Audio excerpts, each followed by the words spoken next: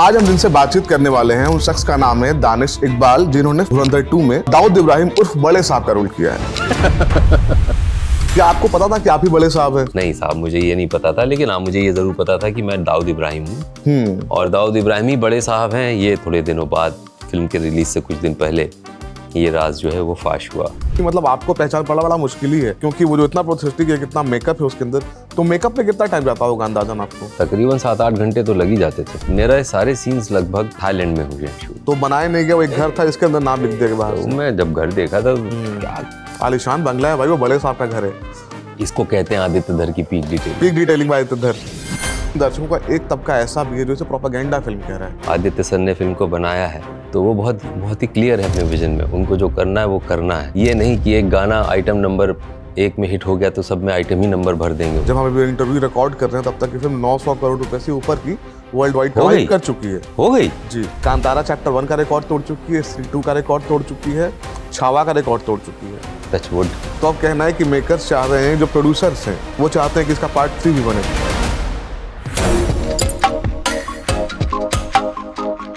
Hello, मेरा नाम है श्वेतांक और आप देख रहे हैं द ललन टॉप। इन दिनों धुरंधर 2 थिएटर्स में लगी हुई है और एक बाहुबली टाइप सवाल सबके मन में कौन रहा था धुरंधर पार्ट 1 के बाद। जैसे था ना बाहुबली ने कटप्पा को क्यों मारा, वैसे ही धुरंधर 2 को लेकर लोगों के जहन में एक सवाल था कि आखिर बड़े साहब हैं कौन। बहुत लोगों ने गेस किया कि हाफिज सईद हो सकते हैं या परवेज मुशर्रफ हो सकते हैं। लोगों का एक रैंडम गेस दाऊद इब्राहिम पे भी था। अब इससे पहले कि आप इस वीडियो को आगे देखें, मैं आपको पहले ही बता दूं कि आगे स्पॉयलर्स आने वाले हैं, तो अपनी रिस्क पे देखें। आज हम जिनसे बातचीत करने वाले हैं उन शख्स का नाम है दानिश इकबाल, जिन्होंने फिल्म में धुरंधर 2 में दाऊद इब्राहिम उर्फ बड़े साहब का रोल किया है। कैसे हैं सर आप? सर मैं बहुत अच्छा हूँ और बहुत व्यस्त भी हैं आप। अरे व्यस्त तो जीवन भर इंसान ने जीवन जीना शुरू किया है तो व्यस्त तो रहेगा ही रहेगा। वो तो पार्ट ऑफ लाइफ है। क्या आपको पता था कि आप ही बड़े साहब हैं? नहीं साहब, मुझे ये नहीं पता था, लेकिन हाँ मुझे ये जरूर पता था कि मैं दाऊद इब्राहिम हूँ और दाऊद इब्राहिम ही बड़े साहब हैं। ये थोड़े दिनों बाद फिल्म के रिलीज से कुछ दिन पहले ये राज जो है वो फाश हुआ। कैसे आपको मालूम पड़ा ये? किन्होंने बताया कुछ? कैसे खुला ये राज? नहीं, जब पब्लिक ने ढूंढना शुरू किया स्क्रीन के ऊपर, सोशल मीडिया में, तो फिर एक वाइल्ड गेस मैंने मारा कि शायद दाऊदी हूँ, क्योंकि उसमें कई लोग कई तरीके कयास लगा रहे थे कि उसामा बिन लादेन हो सकता है, दाऊद हो सकता है या कौन हो सकता है। मगर फिर कामों में व्यस्त थे तो उतना ज़्यादा दिमाग में वही एक चीज़ सोचने को नहीं थी, और भी चीज़ें थी सोचने के लिए। तो बस एक दिन किसी ने संबोधित किया मुझे, अरे बड़े साहब प्रोडक्शन से। अच्छा। तब मुझको लगा अच्छा हाँ मैं मेरा ही कर, जो गेस मैंने भी मारा हुआ था मैं ही हूँ। हाँ वो मतलब ऑब्वियसली तो ये हुआ।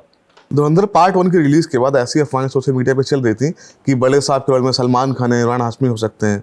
मतलब क्या ऐसी इस तरह की फैन थ्योरीज या कॉन्स्पिरेसी थ्योरीज आप लोगों तक पहुंचती थी जो फिल्म में काम कर चुके हैं एक्टर्स या जो कर रहे हैं एक्टर्स? जी।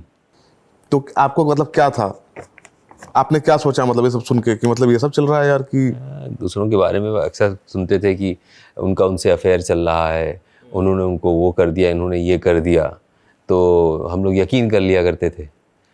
पर अब जब अपने साथ ऐसी घटना घटित हुई तो समझ में आया कि लोग कुछ भी कह देते हैं, कुछ भी कर लेते हैं। तो अब हवाई बातें होती हैं ये, तो उस बात में कोई तथ्य था ही नहीं, क्योंकि मैं तो फिल्म से जुड़ा हुआ व्यक्ति था। सोशल मीडिया पे धुरंधर 2 के रिलीज़ होने को लेके जितनी भी बातें हो रही थी उनमें से बहुत सारी बातें सिर्फ ऐसे ही थी हवाई वाली। तो एक परसेप्शन जो लेके था कि सोशल मीडिया पे सही बातें भी आती हैं, वो उस पर थोड़ा सा समझ में आया कि नहीं, हर चीज़ सही नहीं होती है। मतलब हाँ लोग अपने अपने विचार से, अपनी अपनी सोच समझ से, लेकिन उनको एक्साइटमेंट है चीज़ों को लेके।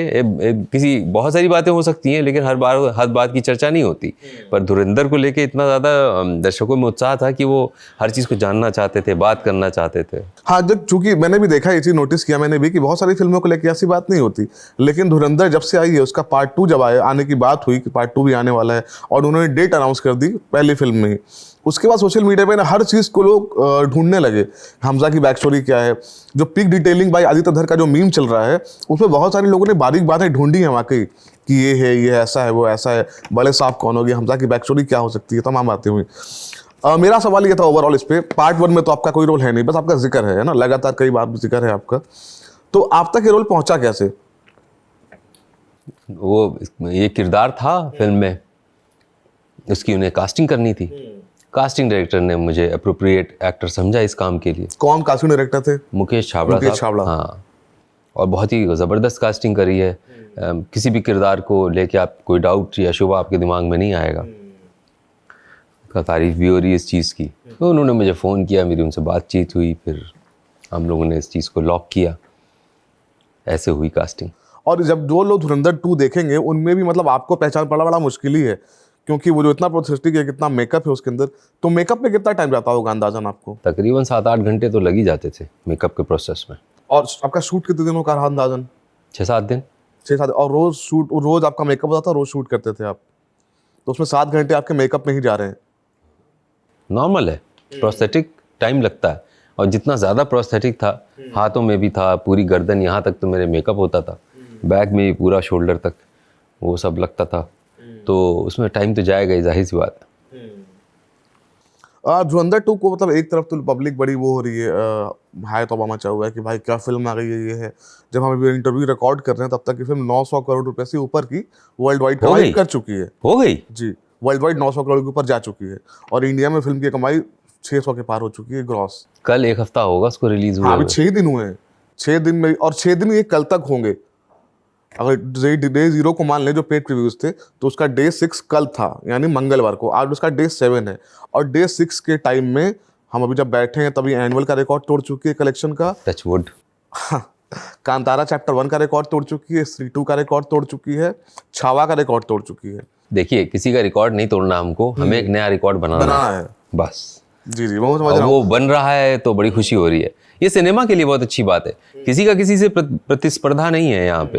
ये तो जैसे जैसे समय बीतता जाएगा, जैसे जैसे अच्छी चीज़ें आती जाएंगी, वो नए नए कीर्तिमान स्थापित होते जाएंगे, क्योंकि भारत की जनसंख्या भी हर साल बढ़ रही है, वैसे ही दर्शक भी बढ़ रहे हैं। जनसंख्या की तुलना में हमारे पास थिएटर संख्या बहुत कम है, ये एक चिंता का विषय है। हाँ, नहीं, चिंता का कतई विषय नहीं है। नहीं, बिल्कुल, क्योंकि चाइना की जो पॉपुलेशन है उसके अकॉर्डिंग देखें तो चाइना की थिएटर की संख्या अभी, जब लास्ट सर्वे हुआ था उसमें चाइना के थिएटर की संख्या 92 लाख पार हो चुकी थी, या 92,000 स्क्रीन थे वहाँ पे चाइना में, 92,000 स्क्रीन। देखिए, किसी और देश से हम अपने देश की किसी भी चीज़ को कंपेयर ना करें, इसलिए क्योंकि हर जगह का समीकरण अलग होता है। हमारे यहाँ का समीकरण अलग है, उनका समीकरण अलग है। नहीं, मैं नंबर ऑफ थिएटर्स की बात कर रहा था ना, कि जो पॉपुलेशन है उसके अकॉर्डिंग में हो सकता है हमारे यहाँ जितने थिएटर वही सर्वाइव कर जाएं, बहुत बड़ी बात है। और कोविड के टाइम बहुत सारे सिंगल स्क्रीन बंद हो गए, वो अलग बात है, लेकिन अब धुरंधर जो आई है, ऐसी और भी फिल्में बने और दर्शक आए सिनेमाघरों में वापस, बहुत अच्छी बात होगी। तो मेरा जो मैं सवाल आपसे कह रहा था ये कि एक तरफ तो लोग इसको बहुत थिएटर्स में भारी संख्या में जाकर देख रहे हैं, लेकिन दर्शकों का एक तबका ऐसा भी है जो इसे प्रोपेगेंडा फिल्म कह रहा है। इस पर आपका क्या टेक है? भाई देखिए, मैं अभिनेता हूँ, मैंने इस फिल्म में अभिनय किया है, मेरी जो हदें हैं वो वहीं तक महदूद हैं। उसके आगे मैं ना सोचना चाहता हूँ, ना मैं अपने आप को इतना काबिल समझता हूँ कि मैं उस चीज़ पर कोई टिप्पणी कर सकूँ। लेकिन एक बात ज़रूर, एक कॉमन सिटीज़न के नाते, या एक नागरिक, मतलब एक कला से जुड़े हुए व्यक्ति के नाते, ये मुझे ज़रूर लगती है कि सिनेमा को सिनेमा की तरह देखें। फिल्म है, अब उसको किसी नकाब में पहनाना, या उसको कोई जामा पहनाना, किसी एंगल देना, क्या ही ज़रूरत है उसकी। अच्छी फिल्म बनी है, आप देखिए, उसको एंजॉय कीजिए। नहीं देखने का मन है मत देखिए, क्या लेना देना। तो आपका कहना बेसिकली है कि मतलब आर्ट और पॉलिटिक्स जो है बहुत ही मतलब बेसिकली इंटरट्वाइंड होते हैं, है ना। समाज का दर्पण, समाज का आईना सिनेमा को कहते हैं। उस लिहाज से कई लोगों का ये सवाल था कि मतलब बहुत सारी चीज़ें ऐसी रहीं जो उनको लगा कि इससे बचा जा सकता था शायद। जैसे जो फिल्म का ट्रेलर खुलता है, दो बात हो गई दोस्त, कि सिनेमा जो है, आर्ट जो है, समाज का आईना होती है, तो क्या नहीं होती? बिल्कुल होती है। तो और फिल्म को तो आप उसके अंदर तो, हाँ ठीक है, ठीक है, फिल्म को आप किसी एक श्रेणी में डाल रहे हैं, उससे इस बात का क्या लेना देना? नहीं, हम नहीं डाल रहे हैं, लोग आपकी बात नहीं कर रहा हूँ, लोग कह रहे हैं, जो भी कह रहे हैं उसका इससे कोई लेना देना नहीं है। कोई भी कला होती है, वो जब समाज में कोई पेंटर अगर कोई चीज़ देखता है तो उससे प्रेरित होके या आहत होके पेंटिंग बनाता है। सिनेमा को भी सब्जेक्ट चाहिए होता है, वो समाज में जो भी कहानियाँ हैं उनमें से किसी एक कहानी से प्रेरित होकर सिनेमा बना देता है। लेकिन वो सिनेमा ही है, वो समाज में वो घटना नहीं हो सकती, unless until it is a documentary और समथिंग लाइक दैट। तो ये धुरंधर जो है वो एक सिनेमा है, आला दर्जे का सिनेमा है, डॉक्यूमेंट्री तो है नहीं ना। मतलब आप कह रहे हैं कि फिक्शन है ना? फिक्शन तो है ही है, और क्या कहिएगा उसको। मेक सेंस, वो ठीक। सेंसर बोर्ड ने जो उसको सर्टिफिकेट दिया उसमें भी तो चलचित्र फिक्शन का ही मेरे ख्याल से उसमें कहीं पढ़िएगा तो मिलेगा आपको, डॉक्यूमेंट्री नहीं है। जी। धुरंधर को जो पहला पार्ट आया था उसमें बड़े क्राफ्ट की बड़ी तारीफ हुई, म्यूजिक का बहुत वो इस्तेमाल रहा, एक्टर्स की परफॉर्मेंसेस बड़ी उसकी तारीफ हुई, लेकिन सेकंड पार्ट को ना उस तरह का रिस्पॉन्स नहीं मिल रहा है। थिएटर के लिए फिल्म को बहुत पसंद किया जा रहा है, अगेन क्योंकि उसका एक सर्टेन पॉलिटिक्स है जिससे लोग कनेक्ट कर रहे हैं। हालांकि मतलब जितने भी लोगों से ये बात पूछी गई सबने इस बात को ऑलमोस्ट नकारा ही है, लेकिन पब्लिक का एक तबका ये कह रहा है, ठीक है। दूसरे पार्ट में जो है मतलब उसको वैसा रिस्पॉन्स नहीं मिल रहा है क्राफ्ट वाइज। आपको भी ऐसा लगता है कि आपने पहला पार्ट तो देखा ही होगा? आप दो विरोधाभासी बातें कर रहे हैं। अच्छा, धुरंधर को रिलीज हुए कितने दिन हो गए? धुरंधर 2 को 7वां दिन है। बॉक्स ऑफिस क्या कह रहा है? 900 करोड़ रुपए। मैं कह रहा हूँ, देखिए अब यही पे एक बड़ा इंटरेस्टिंग सवाल पैदा होता है। नहीं तो बॉक्स ऑफिस के में जो रिजल्ट आ रहे हैं वो टिकट्स बिकने के आ रहे हैं ना। जी जी बिल्कुल। टिकट्स इंसान ही तो खरीद रहा है या कोई शय आगे फिल्म देख रही है? नहीं, इंसान जा रहे हैं सिनेमा देखने, और देखने वही लोग जाते हैं जिनको चीज़ें देखनी होती हैं। तो अगर फुटफॉल है सिनेमा हॉल में, अगर दर्शक आ रहे हैं तो वो पसंद कर रहे हैं तभी तो जा रहे हैं, तो मतलब वरना वर्ड ऑफ माउथ नहीं जाते। तो आप मतलब आपका मानना ऐसा है कि जो फिल्म अच्छी कमाई कर रही है वो अच्छी फिल्म है? अच्छी कमाई नहीं, अच्छे फुटफॉल।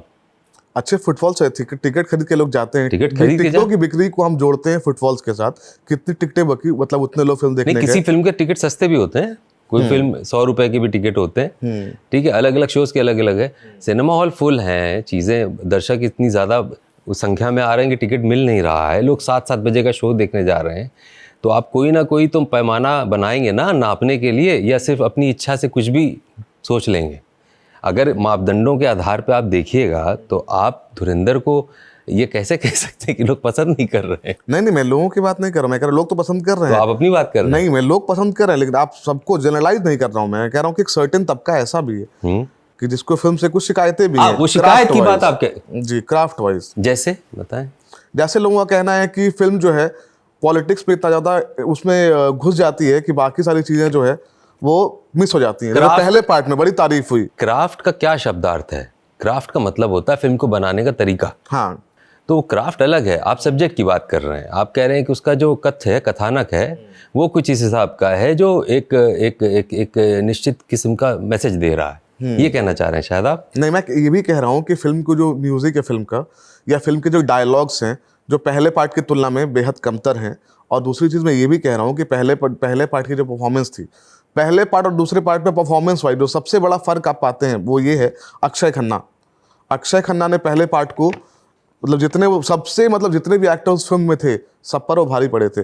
तो जब मैं ये फिल्म देख रहा था, अब मैं अपनी बात कर रहा हूँ, मैं पब्लिक की बात नहीं कर रहा हूँ, तो अब मैं आपको ये बता रहा हूँ कि जब मैं पहला पार्ट देख के आया तो मेरा उस फिल्म का सबसे बड़ा जो टेक अवे था वो था अक्षय खन्ना का परफॉर्मेंस और बारीक डिटेलिंग, ठीक है, और म्यूजिक। ये क्राफ्ट की बातें हो गई है ना, कि परफॉर्मेंस हो गई, एक्टिंग हो रही है, वहाँ म्यूजिक चल रहा है, एडिटिंग, मिक्स सॉन्ग्स, है ना, इस तरह की बातें। सेकेंड पार्ट में सबसे ज़्यादा कमी महसूस हुई अक्षय खन्ना के पात्र की, ऐसा लोगों का भी मानना है और मेरा भी मानना है खास करके।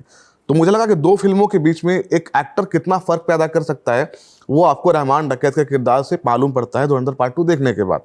तो मेरा ये कहना था, उस लिहाज से मैं कह रहा था। जो क्या आप मतलब आपका ऐसा कुछ मानना है, आप कुछ सोचते हैं आप इस तरह से? मैंने तो फिल्म में अभिनय किया है, तो मैंने फिल्म को उस निगाह से नहीं देखा जिस निगाह से आप देख रहे हैं। फिल्म की एक कहानी है, उस कहानी में पात्र हैं, और इतना यथार्थवादी तरीके से आदित्य सर ने फिल्म को बनाया है कि अगर एक पात्र मर गया है तो वो मर गया है। तो अब उसको किसी तरह से सिर्फ इसलिए कि पब्लिक डिमांड पे ऐसा कुछ कर दें, तो वो बहुत ही क्लियर है अपने विजन में, उनको जो करना है वो करना है। अच्छा, ये नहीं कि एक गाना आइटम नंबर 1 में हिट हो गया तो सब में आइटम ही नंबर भर देंगे। वो उस किस्म के मेरे ख्याल से व्यक्ति जहाँ तक, हाँ, उनका जो ओरिजिनल प्लान वो स्टिक कर रहे हैं। और आदित्य सर को बहुत प्यार मिल रहा है, धुरंधर के लिए लोग भीड़ उमड़ी पड़ रही है सिनेमा हॉल में, मेरे परिवार को टिकट नहीं मिल रहा है। इस आधार पे मेरी तार्किक बुद्धि तो यही संकेत देती है कि धुरंधर बहुत पसंद की जा रही है, लोग बार बार देखना चाह रहे हैं, और ऐसी सफलता किसी फिल्म को पिछले कई दशकों में नहीं मिली है। बिला शक, वो तो बिल्कुल है। अच्छा, मैं अब हम थोड़ा मेकिंग पे आते हैं। जो पूरी फिल्म है, जो 7 घंटे 8 घंटे का फुटेज जो रेडी हुआ, ये सब एक बार में शूट हुआ था, वन गो में? नहीं, फिल्म की शूटिंग सर ऐसी होती है कि स्केड्यूल हाँ, वाइज नहीं वो तो बनती है। ठीक है, लेकिन मेरा कहना है कि मतलब पार्ट 1 ऐसा नहीं है कि पार्ट 1 पहले ना शूट हुआ सब था, एक साथ, सब एक साथ, वही पूरी one go में पूरी shoot एक हुआ। स्क्रिप्ट थी। हाँ बिल्कुल सही कह रहे हैं आप। वो पूरी स्क्रिप्ट एक स्केड्यूल बना के एक बार में शूट हुई है। कुछ पैच वर्क, हमेशा फिल्म ऐसा माध्यम है कि कुछ रह जाता है या कुछ और सुधार करना है टेक्निकल वाइज। मान लीजिए कहीं आवाज़ कुछ हो गई या कुछ थोड़े मोड़ा, तो इतनी बड़ी फिल्म होती है तो उसको रीशूट कर लेते हैं, वो पैच वर्क के तौर पे। बाकी तो पूरी फिल्म तो कब का शूट होकर रखी थी, एडिट होने में। इतनी बड़ी फिल्म सोचिए आप, 4 घंटे की फिल्म, एडिट इतनी आसान होना, और VFX इतना है, इतना उसमें कलर करेक्शन, उसके कितने, बाप रे बाप, बहुत काम होता है। फिल्म बनाना अपने आप में बहुत बड़ा टास्क है, पूरी एक युद्ध है। हाँ, तो मतलब मेरा वही था कि जैसे हमने देखा कि जैसे आपने कहा ना कि अब एक चीज हो गई, हिट हो गई, तो उसमें कोई चीज नहीं जोड़ने नहीं जा रहे हैं। तो रिसेंटली क्या हुआ, मुंबई में फिल्म के कुछ सीन्स दोबारा शूट हुए। ये मैं नहीं कह रहा हूँ कि दोबारा शूट हुए या पैचवर्क शूट था, वो फ्रेश सीन्स थे जो ओरिजिनल स्क्रिप्ट का पार्ट नहीं थे। अगर आप फिल्म देखेंगे तो वो पार्ट आता है 2nd चैप्टर या 3rd चैप्टर में, जब मेजर इकबाल जो हैं और संजय दत्त कैरेक्टर जो है SP असलम, SP चौधरी, वो लोग एक छत पे खड़े होकर बात कर रहे हैं। रिसेंटली वो सीन शूट हुआ है और उसकी फोटो जनवरी में शूट हुआ था, जनवरी एंड में, और उसकी फोटोज बाहर आई थी। तो मैं उससे संबंधित एक सवाल पूछ रहा था। जी। तो आपने बता ही दिया वो तो। जी। धुरंधर 2 का, अब धुरंधर 2 पे आते हैं। जो सबसे बड़ा टेक अवे रहा वो राकेश बेदी का परफॉर्मेंस रहा, और साथ में राकेश बेदी का परफॉर्मेंस और कैरेक्टर आर्क। मैं नहीं जाऊंगा कि कैरेक्टर का क्या हुआ क्या नहीं हुआ, लेकिन उसका जो कैरेक्टर आर्क है जमाल जमीली का, वो डायरेक्टली आपके साथ जुड़ा हुआ है, बड़े साहब के साथ। जी। तो राकेश बेदी के साथ कितने सीन्स रहे आपके शूट करने के? एक ही सीन जो दिखाया है फिल्म में वही था? जी वही था। और जो फ्लैशबैक वाला भी एक सीक्वेंस है, हाँ वो भी है। तो क्या रहता था सेट पे माहौल, किस तरह का माहौल? बड़ा मजेदार माहौल रहता, जैसे हम आप बैठे हैं ना, तो बहुत अच्छा, बहुत प्लेजेंट माहौल रहता था, क्योंकि सीन काफ़ी इंटेंस थे। तो हम लोग कोशिश करते थे कि अपनी उस फोकस को ना डिविएट होने दें, फोकस में रहें। और काम बहुत था, इतनी बड़ी फिल्म है और ऐसा ह्यूज लोकेशन। वो जो फ्लैशबैक वाला सीन है उसमें इतने कास्ट, इतना लैविश वो डाइनिंग टेबल, तो फोकस हम लोग रखते थे और काम को समय सीमा में ही ख़त्म भी करना है। लेकिन हाँ, मोमेंट्स, लाइट मोमेंट्स भी होते थे, कोई हंसी मजाक, कोई जोक क्रैक करता था तो हम लोग उससे थोड़ा सा रिलैक्स भी हो जाते थे।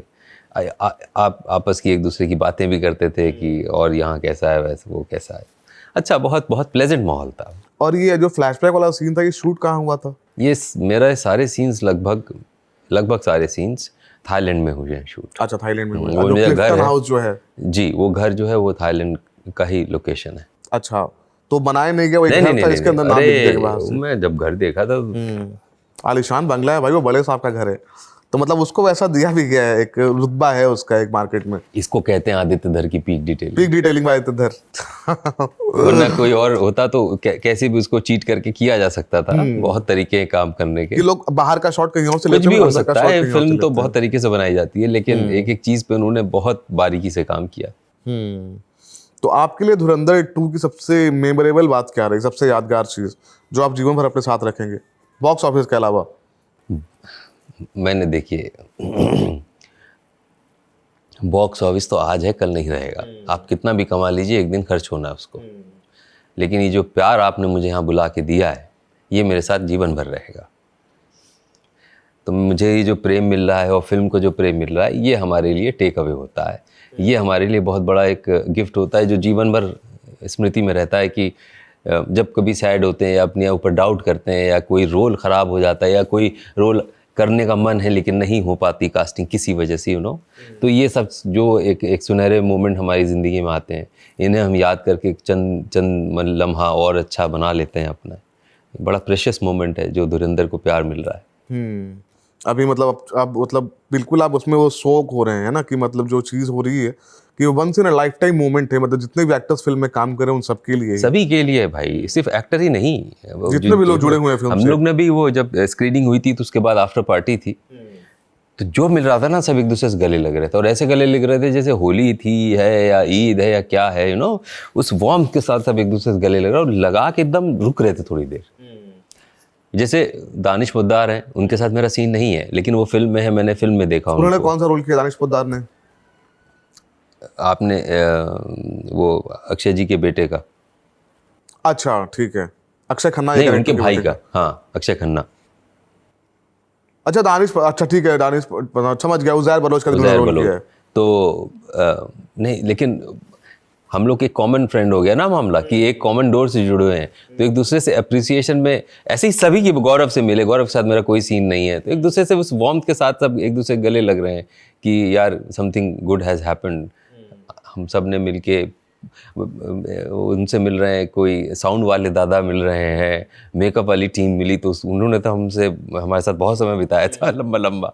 तो एक परिवार की तरह बन पता ना, ये गया। कॉमन एफर्ट है, हमने मिलके ये create बिल्कुल, किया है। टीम पूरी टीम एफर्ट ये टीम वर्क है, हम लोग मिलके ये बनाया धुरंधर 2। जी, जी। और जब तो मतलब अभी तो मैं देख रहा हूँ जिस तरह से चीजें चल रही हैं, मतलब जो फिल्म मंगलवार को 56 करोड़ रुपए कमा रही है और सोमवार को 65-70 करोड़ रुपए कमा अद्भुत रही है है, भाई, ये अद्भुत हैरत है। की बात है। और देखिए, ये पैसा ना मेरे जेब में जाएगा, ना आपके जेब में जाएगा, ना आदित्य सर के जेब में, किस मतलब ये पैसे की कोई बात ही नहीं है इसमें, ये प्रेम की बात है। हाँ। ये जो जनता का जा रही है सिनेमा हॉल में देखना, आजकल एक बड़ा टास्क हो गया है कि लोग देख लेते हैं, घर में OTT पे आएगी, ये सब एक रहता है।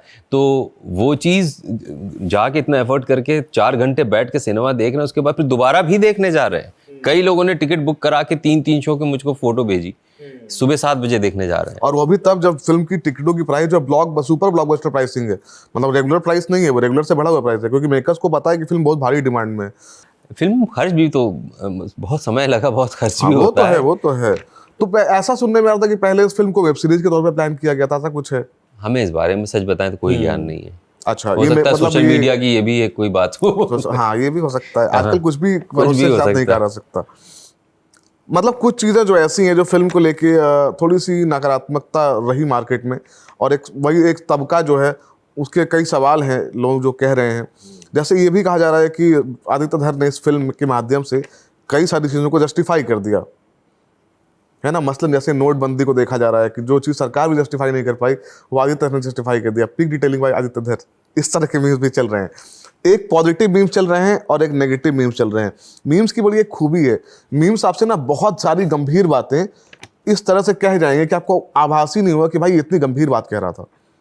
तो वो जेनजी की जो भाषा है, मतलब वो बड़ी दिलचस्प है उस हिसाब से देखें तो आप, कि वो आपसे इतने करीने से सारी बातें करेंगे और आपको तकलीफ नहीं होगी। तो मीम्स की भाषा वैसी ही है, तो उस भाषा में ये बातें कही जा रही है। मैं आप अभी ऑफ कैमरा में आपको कुछ मीम्स दिखाऊंगा अभी, मतलब नहीं, मैंने कभी कभी राह चलते मेरे भी नज़र से गुजरी है चीज़ें। तो मतलब उस पे एंगल क्या रहता है, मतलब एक्टर्स पे उसका कोई डिस्कशन नहीं होता उसके साथ, या एक्टर्स का कोई फीडबैक आप लोग देते हैं एक्टर के तौर पे कि ये जैसे सीन आप मतलब बात कर रहे हैं वैसे हम भी बात कर लेते हैं। आप गॉसिप करते हैं ना उन मीम्स को देख के। नहीं गॉसिप ना, तो सीधे पूछ रहा हूँ, आपसे बात करता हूँ मैं। नहीं, गॉसिप क्या गॉसिप का मतलब वो नहीं है कि गॉसिप का मतलब ये है कि आपस में एक दूसरे से डिस्कस करते हैं ना कि ये क्या है, ये खत्म। तो जो जितना क्षणिक होता है, जितने 3-4-5 सेकंड में वो चीज़ खत्म होती है, उतनी 3-4 उसकी लाइफ भी उतनी ही होती। तो ऐसा थोड़ी नहीं कि उसको कोई दिल पे लेके कुछ वो करे, क्या है, वो तो है टाइम पास चीज़ें हैं, देखो जाने दो। अच्छा, तो मतलब उसमें एक फिर इस तरह के सवाल बहुत सारे थे जो नकारात्मकता लिए हुए हैं। मैं पहला वो डिस्क्लेमर के साथ ही चल रहा हूँ, क्योंकि एक बार देखा धुरंधर 2 के बारे में ये कहा जा रहा है कि पब्लिक सेंटिमेंट को भुनाने वाली फिल्म है, काफ़ी हद तक डिविसिव भी है ना, जो तोड़ने की राजनीति को के ऊपर चलती है। तो क्या आप भी ऐसा मानते हैं, आपको ऐसा लगता है? मुझे लगता है ये सारे एक सवाल, एक्टर नहीं, एक इंसान के तौर पर भी। क्या बोलूँ मैं, हर बार यही बोल रहा हूँ, वो सिनेमा है और हम शायद सिनेमा को सिनेमा की तक ही रखें तो ज़्यादा अच्छी बात है। उसको इतना ज़्यादा आप एक एंटरटेनमेंट के माध्यम के का ज़रिया है सिनेमा, और फिक्शनल फिल्म है, डॉक्यूमेंट्री नहीं है। अब लोग अपनी राय दे रहे हैं, जनता जो भी कहे, मतलब कह तो सकती है, हर आदमी अपनी अपनी राय रख सकता है, पर मैं एक कलाकार हूँ, मेरी अपनी एक परिधि है, मैं उस परिधि में रहते हुए अपना अभिनय अच्छे से कर पाऊँ, ये मेरी कोशिश होती है। ठीक है, अब आपसे आखिरी 2 सवाल पूछूंगा मैं। पहला सवाल ये है कि अब आगे क्या काम आ रहा है कि जिसमें आपको दर्शक देखेंगे? हाँ, अब उसमें अब देखिए, अब वो कॉमेडी है। अब कॉमेडी के लिए भी कुछ ना कुछ बातचीत तो होगी। लेकिन बहुत ही प्यारी फिल्म है, खोसला का घोंसला। अच्छा, जो सेकंड पार्ट आ रहा है उसका सेकेंड बन रहा है और अभी शूट हो रहा है। और उसमें आप देखिएगा, बहुत मज़ेदार फिल्म बन रही है और उम्मीद है कि वो भी जो है दर्शकों को पसंद आएगी। इसी तरह क्योंकि दर्शक पहला पार्ट तो बहुत क्रिटिकली एक्लेम्ड था और उसके अधिकतर हिस्सों की शूटिंग यहाँ दिल्ली, फरीदाबाद वगैरह में ही हुई दिल्ली है। एनसीआर में ही हो रही है। जी, वो कहानी भी दिल्ली की है तो इसलिए जाहिर सी बात उसकी यहाँ हो। अच्छा, और उसके अलावा कुछ और? उसके अलावा कुछ और प्रोजेक्ट्स हैं जिनके बारे में भी मैं बहुत विस्तार से नहीं बता पाऊंगा, लेकिन हाँ हैं, अभी आएंगे कुछ दिनों में। अच्छा, तो क्या मतलब धुरंधर यूनिवर्स को लेके ही बातें चल रही हैं कि धुरंधर का एक यूनिवर्स बनने वाला है? जैसे पार्ट 1 आ गया, पार्ट 2 आ गया, तो अब कहना है कि मेकर्स चाह रहे हैं, जो प्रोड्यूसर्स हैं वो चाहते हैं कि इसका पार्ट 3 भी बने। तो ऐसी भी कोई संभावना है जिसके बारे में आपको जानकारी हो? आदित्य सर ही जवाब दे पाएंगे इस बात का। मुझ तक तो ऐसी कोई सूचना नहीं है और ना ही मुझे इस बारे में कोई इल्म है। फिलहाल ऐसी कोई चर्चा नहीं है कि धुरंधर 3 बन रही है? ऐसी फिलहाल कोई सोशल चर्चा मीडिया पे नहीं ही है सारी चर्चा, है। लेकिन मेरे कानों में ऐसी कोई बात पड़ी नहीं है, ना ही तो किसी एक्टर से, ना ही किसी और सूत्र से। सोशल मीडिया पे अलबत्ता जैसे आपने सुना वैसे हमने नहीं, शायद लोग उम्मीद कर रहे हैं, किसी ने ऐसा नहीं कहा है कि ऐसा होगा। वो एक कयास लगा रहे हैं, तो गेस तो आदमी करता ही रहता है कि 1 आई है, 2 आई है, इतनी सुपर हिट हुई तो 3 भी आ जाए, 4 भी आ जाए, 5 भी आ जाए। जैसे लोग ऐसे गैंग्स ऑफ वासेपुर के बारे में ऐसा कह रहे हैं कि पार्ट 3 बनाइए अनुराग कश्यप से, वैसे ही राजा मौली से कह रहे हैं कि बाहुबली 3 बनाइए। तो सिमिलर लाइंस पे इसके बारे में भी ऐसी चर्चाएं चल रही हैं। आदित्य से लोग चाहते हैं कि पार्ट 3 भी बनाए। ये सारी चीजें इस बात का संकेत है कि धुरंधर कितना पसंद की जा रही है, क्राफ्ट के लेवल पे भी और भावनात्मक लेवल पे भी और अभिनय के लेवल पे भी और सभी स्तर पे। वरना कोई क्यों 3 की अपेक्षा करे और उम्मीद करे कि 3 भी आए?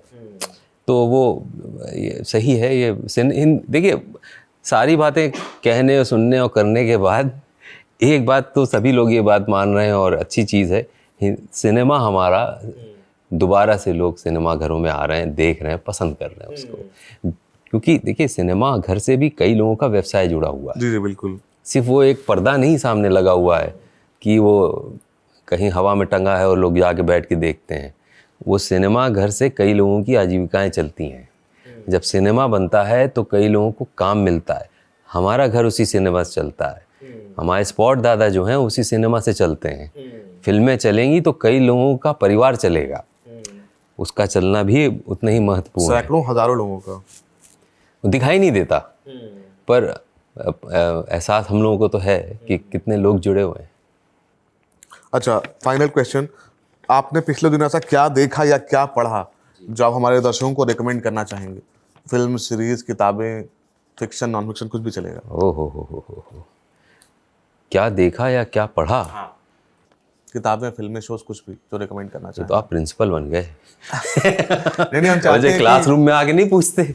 हम चाहते हैं कि मतलब आप जो और लोग भी देख रहे हैं वो हम हमारे लोगों तक भी पहुंचे, हम भी देखें कई नई चीज़ें कुछ क्या आ रही हैं जो हमसे मिस हो गया।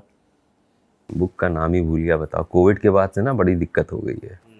एक किताब है, why poor don't kill rich, ऐसा करके कुछ किताब है, नाम भूल गया मैं एकदम। बड़ी अच्छी किताब थी वो, और अभी मैंने तीसरी बार पढ़ा है among who sold his Ferrari. हाँ, वो मेरी one of the favourite books है। वो कमाल की किताब है वो। तीसरी बार मैंने उसको ख़त्म किया। तो हाँ, फिर उसके बाद मैं संगीत बहुत सुनता हूँ, तो मैं मिर्ज़ा गालिब की इस वक्त गज़लों को सुन रहा हूँ। उसमें काफ़ी फ़लसफ़ा है, कई फ़िलॉसफी है, तो बस उसके बाद समय ही नहीं मिलता है कि कुछ और कर पाऊँ। मतलब आपका वॉच टाइम बहुत कम है, देखते फिल्में वगैरह, शोज वगैरह कम है आप? मैं अब नई शो बड़ी मुश्किल से देख पाता हूँ, मतलब समय के अभाव के कारण, लेकिन हाँ देखता ज़रूर हूँ जब भी समय मिलता है। धुरंधर देखी अभी। ऑफ कोर्स, वो तो आपने 2 बार देखी होगी, एक डबिंग के टाइम देखी होगी, दोबारा भी देखी होगी। डबिंग के टाइम तो आप सिर्फ अपना सीन देखते हैं, हाँ, लेकिन बहुत इक्का दुक्का लाइनें डब की हैं। वो ज़्यादातर सिंग साउंड है। कहीं कुछ मान लीजिए कहीं खांसी आ गई या कहीं रसलिंग आ गई आवाज़ में, तो उसको उन्होंने कर लिया डब, अदरवाइज वो मैक्सिमम तो सिंग साउंड है। और एक तो उसकी आवाज़ भी बहुत साफ नहीं है उस किरदार की, क्योंकि थोड़ा सा वो बीमार भी है। वो उस किरदार की आवाज़ है। जी जी बिल्कुल, आपकी आवाज़ तो बहुत स्पष्ट है, क्लियर है। तो हम बातचीत कर रहे थे धुरंधर 2 के बड़े साहब दानिश इकबाल साहब से, और आप इस बातचीत को जल्दी देख पाएंगे। और अगर आपने धुरंधर 2 देखी है तो आपको पता होगा कि हम किस बारे में बात करते हैं। अगर नहीं देखी है आपने तो फिर ये वीडियो ही मत देखिए, आप फिल्म देखने के बाद ही ये वीडियो देखिएगा, वरना आपके लिए बहुत सारी चीज़ें स्पॉइल हो जाएंगी। बाकी हम ऐसी खबरें और इंटरव्यूज आपके पास लेके आते रहेंगे। ऐसी इन चीज़ों के लिए देखते रहिए द ललन टॉप और ललन टॉप सिनेमा। मैं हूं श्वेतांग, शुक्रिया।